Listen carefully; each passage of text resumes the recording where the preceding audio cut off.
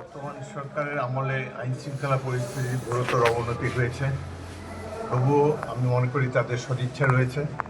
তারা সুষ্ঠু free fair নির্বাচন দেওয়ার জন্য বদ্ধপরিকর এবং আমার দৃঢ় বিশ্বাস তাদেরকে যদি আইন শৃঙ্খলা বাহিনী ভালোভাবে সহায়তা করে তাহলে নিশ্চয়ই আমরা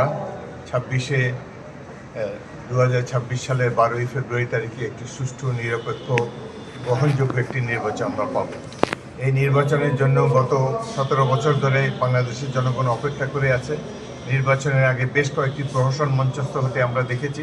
আশা করি এই অতীতের কালো অধ্যায় ভুলে গিয়ে বাংলাদেশে এক নতুন দিগন্তের সূচনা হবে এবং আমরা একটি সমৃদ্ধ গণতান্ত্রিক বাংলাদেশ বিনির্মাণের পক্ষে দৃঢ় পদক্ষেপে এগিয়ে যাব। তারেক রহমান আগমনে যেভাবে দেশের জনগণ উজ্জীবিত হয়েছে, যে বিপুল হারে তারা রাস্তার দুপাশে দাঁড়িয়ে এবং 300 ফিটে যে জনসমাগম হয়েছে, বাংলাদেশের ইতিহাসে এক অভূতপূর্ব ঘটনা। এত বড় জনসমাগম আমরা কখনো দেখি নাই এবং আমার বিশ্বাস যে তার নেতৃত্বে দেশ সমৃদ্ধির পথে এগিয়ে যাবে। সাধারণ জনগণের এই যে বিপুল হারে আগমন, এতে বোঝাই যাচ্ছে যে তারা তার আস্থা জ্ঞাপন করেছে নেতা হিসাবে জনাব তারেক রহমানের প্রতি এবং তিনি তার পিতা এবং মাতার যোগ্য উত্তরসূরি হবেন বলেই আমরা বিশ্বাস করি। প্রধানত শিক্ষা ব্যবস্থা দিকে আমাদের সারা দেশেই শিক্ষা ব্যবস্থার অনেক মানের অবনতি ঘটেছে। ছাত্রছাত্রীরা শিক্ষার চাইতে অন্য কাজে বেশি ব্যস্ত, শিক্ষকরাও অনেকে রাজনীতিতে ঢুকে পড়েছেন। আমি শিক্ষাঙ্গনে একটা ভালো পরিবেশ সৃষ্টি করার জন্য লালমন্ত যুব দিনে এবং আমরা যেহেতু জাতীয় রাজনীতিতেও আছি, সারা দেশব্যাপী যাতে শিক্ষাঙ্গনে ভালো একটা পরিবেশ আমরা পাই এবং বাংলাদেশের শিক্ষার মান যাতে আন্তর্জাতিক মানে উন্নীত হতে পারে, সেই জন্য আমরা নিশ্চয়ই চেষ্টা করব।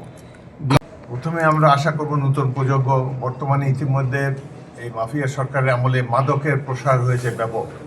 এই লালমোহনে আমি পরপর 6 বার নির্বাচিত হয়েছি, 20 বছর এক নাগাড়ে এমপি ছিলাম, কখনো কোনো মাদকের অভিযোগ কারো কাছ থেকে পাইনি। কিন্তু বিগত কয়েক বছরে মাদকের অনুপ্রবেশ ঘটেছে আমার 2 উপজেলায়, ভোলা জেলাতে ব্যাপকভাবে। তো আমরা আশা করব যুব সমাজকে আমরা তাদেরকে উজ্জীবিত করতে পারবো, তারা যাতে সকল প্রকার নেশা জাতীয় দ্রব্য পরিহার করতে পারে, তারা যেন খেলাধুলায় অংশগ্রহণ করে, ডিবেটে অংশগ্রহণ করে, লেখালেখি সাহিত্য চর্চায় মনোনিবেশ করে।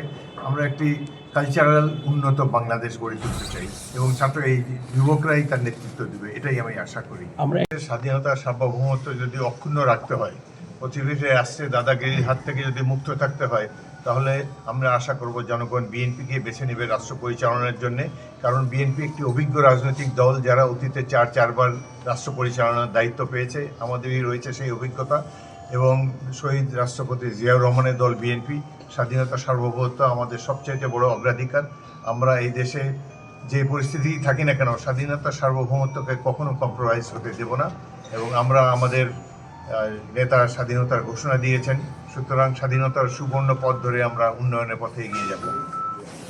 বলেছি যে এক দেশের প্রতিরক্ষা কেবলমাত্র সামরিক বাহিনীর উপর নির্ভর করে না, দেশের জনগণকেও প্রতিরোধ গড়ে তুলতে হয়।